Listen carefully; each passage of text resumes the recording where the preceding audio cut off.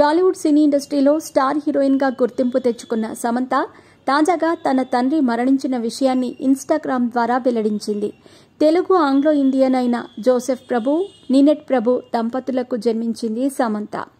ఇకపోతే జోసెఫ్ ప్రభు మరణం తర్వాత ఆయన తన కూతురు సమంత, అల్లుడు నాగచైతన్య విడిపోయినప్పుడు తాను ఎంత మానసిక క్షోభ అనుభవించారో పోస్ట్ ద్వారా వెల్లడించారు.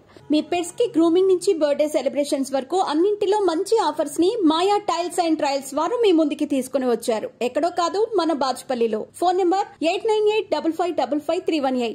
ప్రస్తుతం అందుకు సంబంధించిన పోస్ట్ ఇప్పుడు మళ్లీ వైరల్ గా మారుతోంది. గతంలో నాగచైతన్య, సమంత 7 ఏళ్ల పాటు ప్రేమించుకుని పెద్దలను ఒప్పించి 2017లో వివాహం చేసుకున్నారు.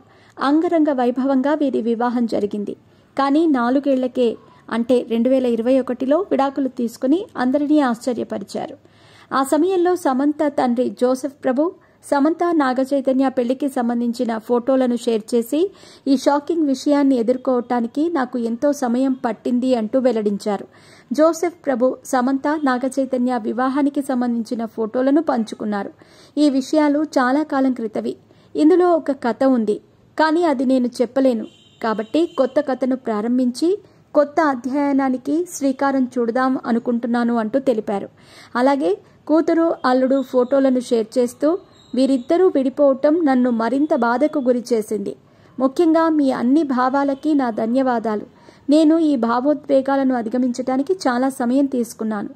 ముఖ్యంగా ఇలాంటి విషాదం నుండి తేరుకోవటం ఇంకా బాధగా ఉంది అంటూ ఆయన తెలిపారు. ఇకపోతే కూతురు విడాకులు తండ్రిని మరింత దిగ్భ్రాంతికి గురి చేశాయని చెప్పవచ్చు. ఏది ఏమైనా సమంత ఇప్పుడు తన తండ్రిని కోల్పోయింది.